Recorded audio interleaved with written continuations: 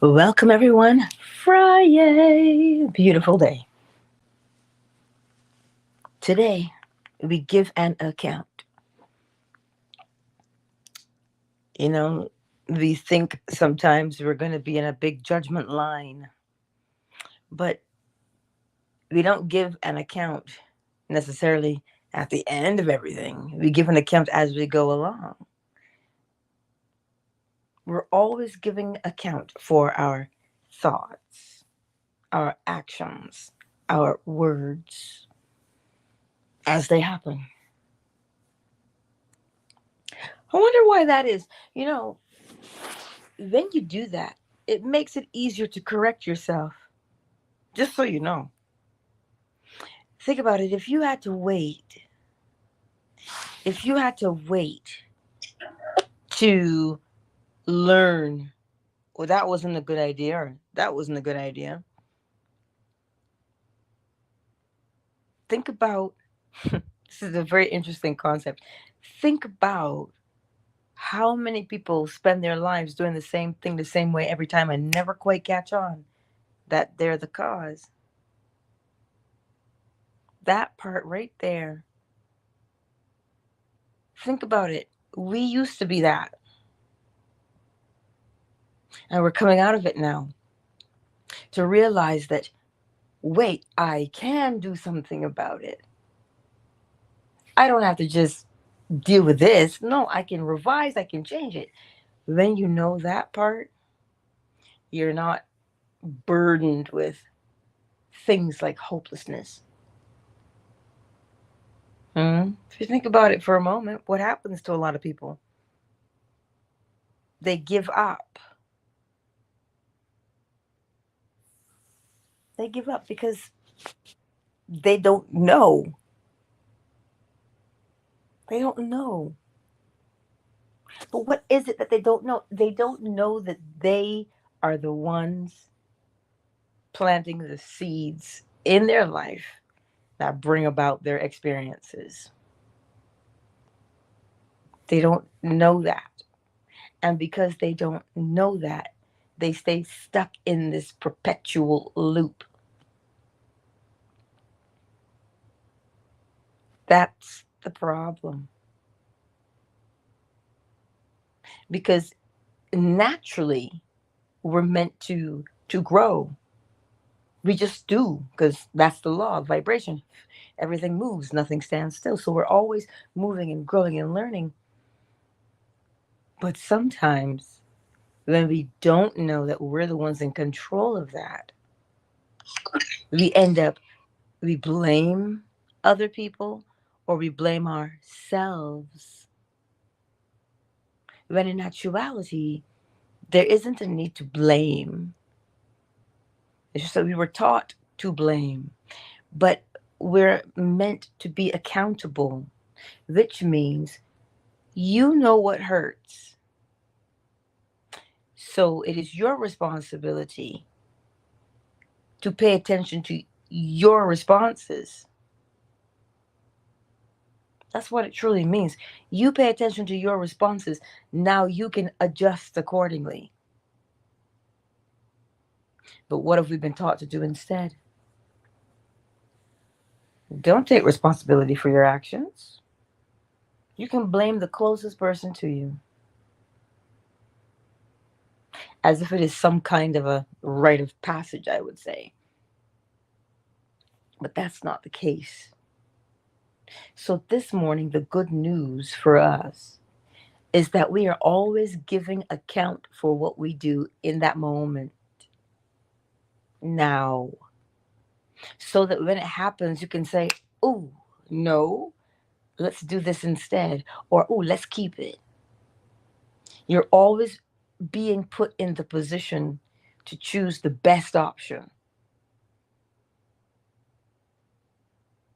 That's the part when we come to know that.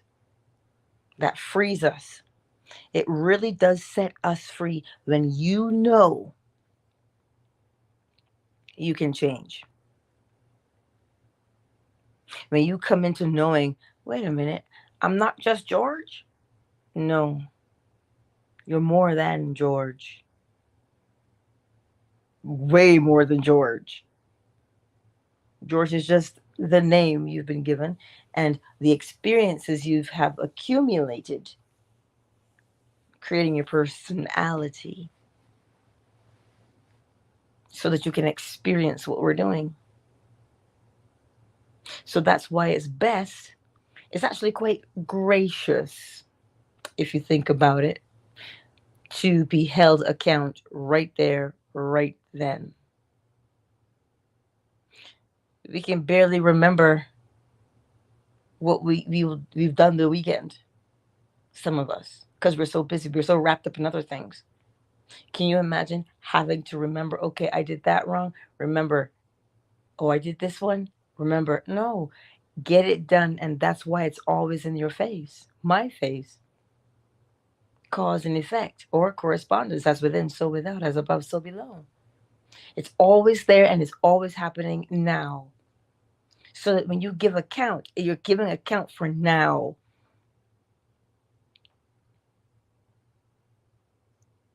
Because then it's not, do things when they are small, in the words of Confucius. There's a reason for that. When you fix something right away, it's easy to get done. There's no burden attached to it. But let that thing build up and build up and build up. Now, when you look at it to go back and fix it, you are overwhelmed. So, it is quite gracious to be able to fix something right there and right then as it is unfolding. It's simpler, far simpler. But what do? We keep track, man. We keep score of everything, of every offense. And it's interesting because somebody asks, why is it that humanity goes towards the negative first? Because we were taught to go there first. But by design, we love to feel good because that's what creation is naturally. It feels good naturally. But we were taught, mm-mm, we were taught to go towards the negative first. Why? Because where you habitually practice going, that is the destiny you will create for yourself. Because you're planting the seeds of it over and over and over again. So the more we complain, the more we have to complain. But if we would just look at that issue that we're having and assess it, that, when you look at it and go, you know what? No, no. As opposed to, why me, Lord? No. There's a difference. You will get different results every time. That's why I truly appreciate the opportunity to fix a problem right where it is. Sometimes before it starts, before it gets out of hand. But that comes when you recognize the law is at work and that you're the one, by using your attention, you guide where the law is in your own life. You create the cause, it brings about the effect. And like I said, that's why I appreciate that as soon as it happens, or sometimes before it happens, because we can predict it. If you know what you constantly do, you know how it's going to feel, and it starts to feel that way. For instance, if you tell yourself, let's go to bed every night at 6 p.m., by 5:45 you are yawning. On the third day, by 5:45 p.m., your body says, that's right, we go to bed at 6 p.m. So what happens is, if you want to change that habit, when you feel 5:45 begin to creep up on you, do something different. You tell yourself, no, we're going to do this instead. And you do what that thing is. So you don't have to give in to the 5:45 p.m. of prepping you for 6 o'clock sleep, because you could feel it coming on and you don't want it anymore. You can change it. So imagine now, if it wasn't just with sleep, what if it was with something else? What if it was with losing your temper? What if it was with constantly arguing? What if it was constantly complaining? You can feel it creep up on you, especially when you know now, wait a minute, as above, so below. So all these thoughts that I persistently have, I'm going to persistently experience this thing. So when you watch yourself, you begin to feel how you would act, because it's how you taught yourself to act habitually. And so when you start feeling it, you say, wait, there it is. And you catch the attitude as it creeps up on you, and you flip it, you revise it, you decide, or you repolarize yourself and say where you want to be instead. Instead of being swallowed up and having to act out in a way you don't want to act out anymore. I'm trusting that this is making some kind of sense to you today, because when we recognize what's being done, we can change. And I will drive that point home, because we think once it's done, it's set in stone. No, it is not. It's not set in stone at all. Right? So get excited about that part. That, wait, I can fix this. I fix it by getting inside my imagination and seeing for myself how I want it to go. And when you see how you want it to go, how does it make you feel? That you realize, okay, this is how I want it to turn out. Nice, I have the image now. How does it make you feel? Because it will be an instant sensation.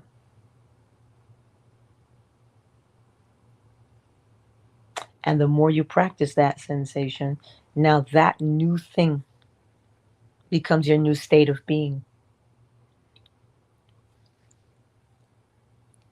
And that new state of being, if you persist in it, will become your old way. So that when you get up to go out into the world, you're not doing the same old without having changed. And we're constantly at change, constantly. Because what worked or what you liked 5 years ago may not be the same thing you like now.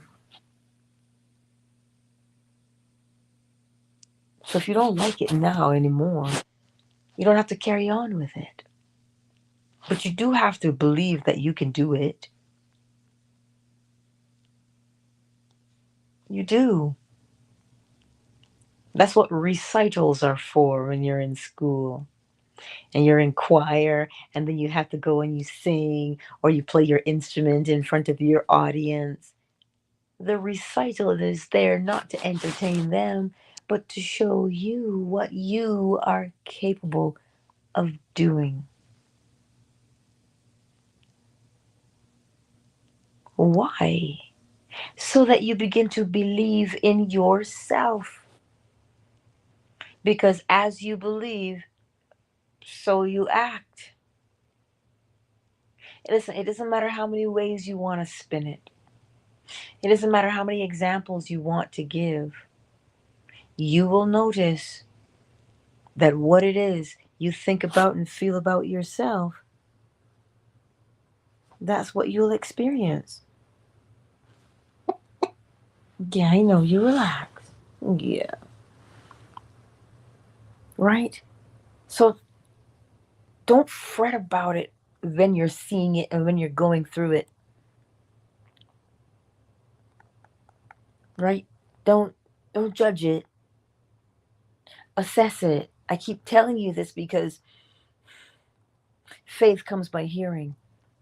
So perhaps the more you hear it, your curiosity builds enough for you to say, let me see what this crazy person's talking about.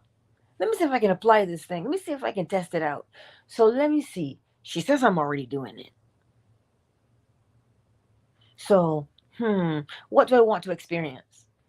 Experience in imagination what you would experience in reality if you were the man or the woman you were, that you wanted to be. That part. See it in your mind's eye. Free yourself today by knowing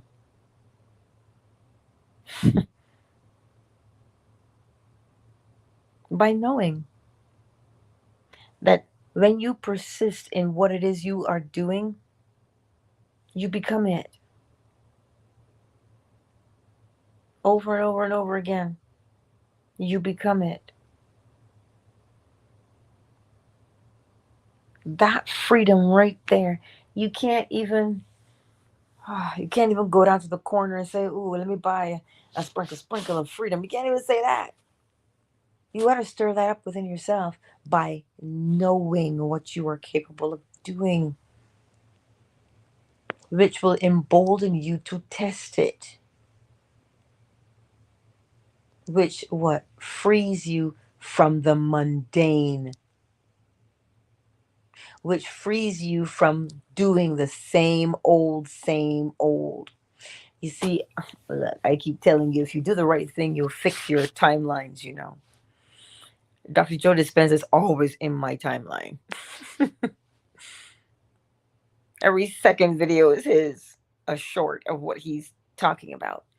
And he says, if you get up in the morning and you just expect to do what you've done yesterday, there really isn't any momentum. There's no desire to do anything else because it's just blah. So your body's become so used to blah that you can't perk up to do something different. Right? Because that's what we do. That's how we live. That's our programming. You do the same thing the same way every time. You get the same result. Habit. So habitually, if you're in that place and you're just dragging and you just can't catch a break, is what it feels like. If you recognize it as being just that, a habit, a thing that you do, the moment you decide you want to change it, that you're free right there. As soon as you decide you want to change it, you're free in that instant. Because the mind can't go back to what it was. The moment you see it, you're like, oh, snap. No wonder I couldn't get out of bed. No wonder I couldn't do this. Because I always just kept doing what I was doing. So the fun part is, what do you want to do instead? And at first, Dr. Joe Dispenza says it hurts a little bit. We call it going past your comfort zone.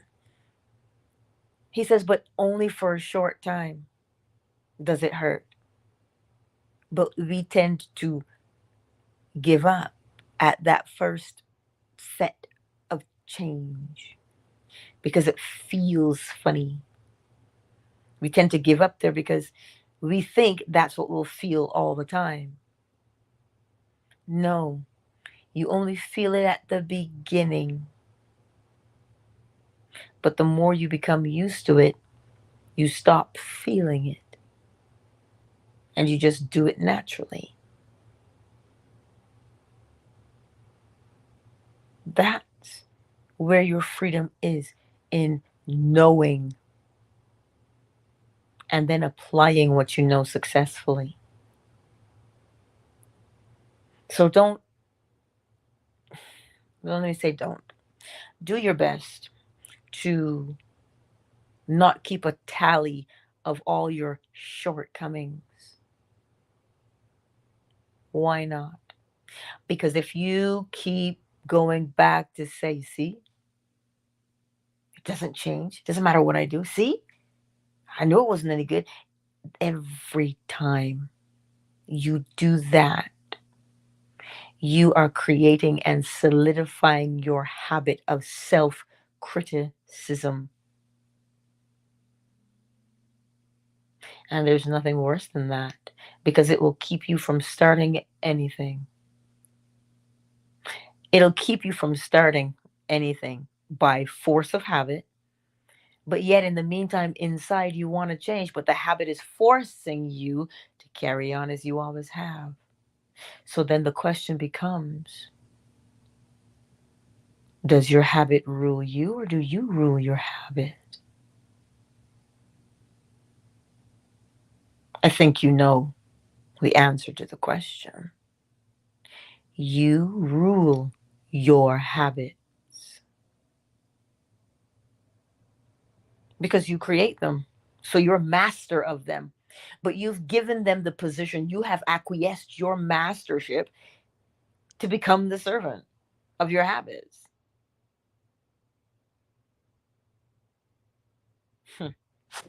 Not a good place to be in because that habit will whip you. Think about it. It's the servant and it abuses you, it forces you to fulfill it. So that's why if you curate a habit, you're always going to be forced to do it, whatever you create. So make sure that the new habit, how do you form a habit? By doing the same thing the same way every time. So if you say this phrase, say it the same way every time until you don't have to think about it anymore. You just do it. That's how you form the habit. So you know the nature of a habit is to force you, to compel you to act. So choose the action that you would do without complaint. Choose the act that you would prefer to do that is pleasurable because you're going to be forced to do it. So if you know that that's the nature of a habit, don't complain about habits. Create the best one that is most beneficial for yourself. Do you see your freedom now? Because think about it. If you felt like, oh my God, I'm stuck with this habit forever, forever, ever, forever, ever, right? If you are feeling that way, why would you even want to participate in the world? Because that habit has you in a chokehold.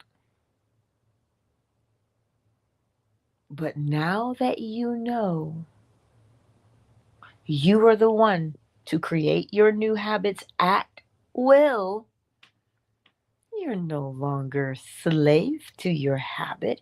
You have resumed your mastership.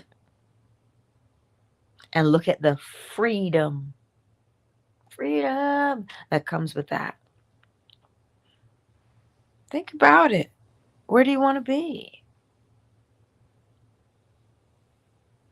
That's the best part. But you've got to recognize it. Recognize it. Because that's where your power is. When you can see what the problem is, you've solved the problem, man. You know what Earl Nightingale said, something to that effect?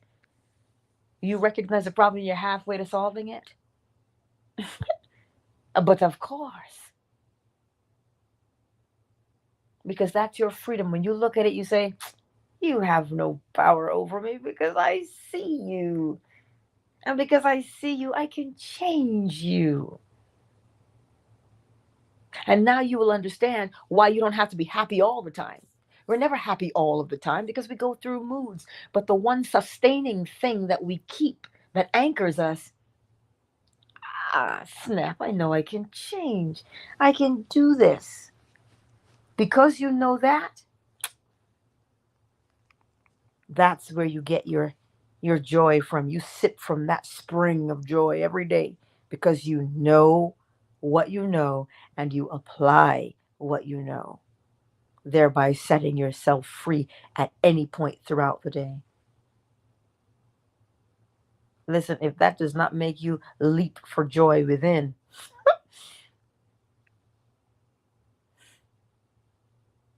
that's what I'm trying to convey to you. day in and day out. And all you are required to do is practice. Practice doing what you've already done, but you're now practicing deliberately. See, you've chosen your new habit to do. You've chosen the new habit of living deliberately instead of reacting to life on the outside. You're just reacting to your same causes over and over, and we think that we're living when we do that. But when you become deliberate about what it is you want to experience in reality, you recognize what you're doing and you say, I want to change that. That's being deliberate, because now you have to deliberately do something else until it takes root. And one of the main reasons why we don't grow weary in doing good, because that's what scripture reminds us, to not grow weary, to prevent ourselves from burnout and worry and growing weary. Remember the freedom that you have to change your world. If you remember that feeling of the freedom that, wait, I can become anything, I can change my life, I'm the one who can mold it and shape it at will.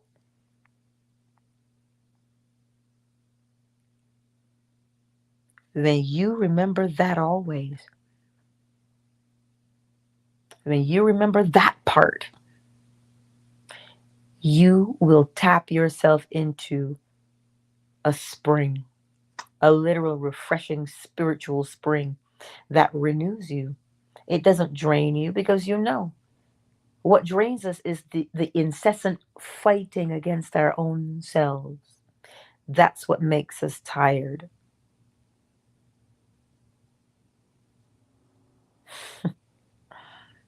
Fighting against your own self. Instead of acquiescing or giving in or surrendering to say, I don't have to remain as I am. I just see what I want to become, and see it and see it and see it. And what does that feel like to me? So every time I see it, I feel it over and over and over again.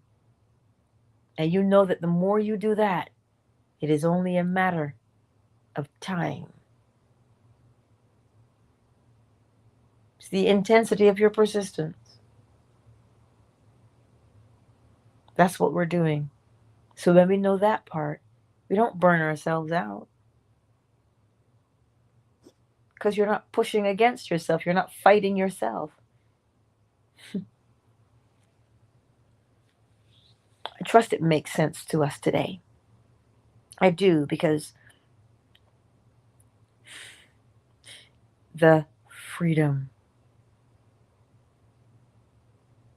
the freedom that it brings you. Because whom the sun sets free is free indeed, is it not? You'll never be captive again after that. Of course, only if you captivate your own self. So now who's powerful? You have the. He says what? Nobody can take your life from you. You have to lay it down. That's what he's saying to you. When you have that freedom, you know you're the one. You're not at the mercy of another. Explore that freedom and see how it feels to your body. And then see if you wouldn't get up every day and be incredibly in your feeling and want to stay in that place. Just an observation. Let's take a moment, shall we, to welcome everyone into the space on this lovely Friday. Hello, L. C. Staff. I haven't seen you all week. It's good to see you. V224. It's great to see you also. Indeed. I'm loving you guys here on Twitter. YouTube. Jeff, you're the only one in the chat. Nobody else wants to say hello, but I see you. I see you. Fan base, who's here? And Jeannie. Miss Crenshaw, substance. Got sound happy that that's you. You're here too. Joaquin, Casey, afternoon delight is in the house. Stephanie, Shea Butter, Marquise, Flo Smiles. It's good to see you all. It is. So this morning, as you hear the bowl, oh look at you, you're awake. You want to hear the bowl too? Okay, good. When you hear the bowl, when you hear the bowl this morning, I want you to associate now that memory in your mind, that freedom that you know that you can create for yourself.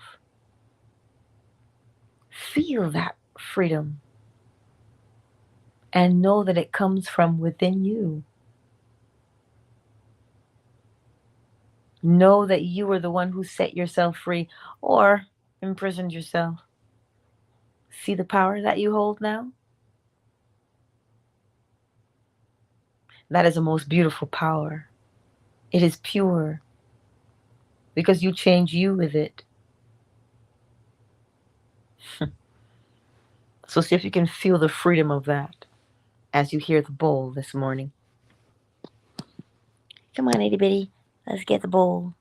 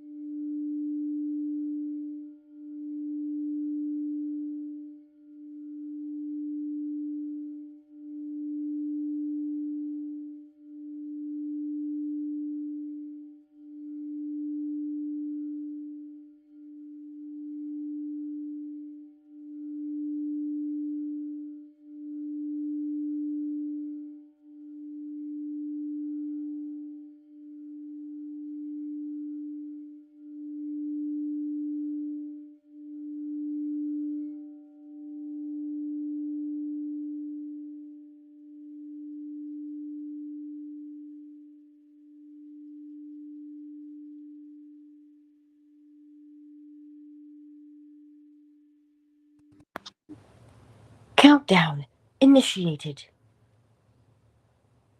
5, 3, 2. Hi, V224 and L. Much love to you.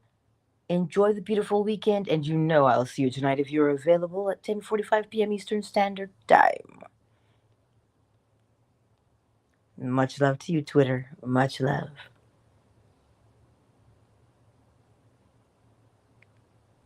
Twitter is closed. YouTube, Facebook, Jeff.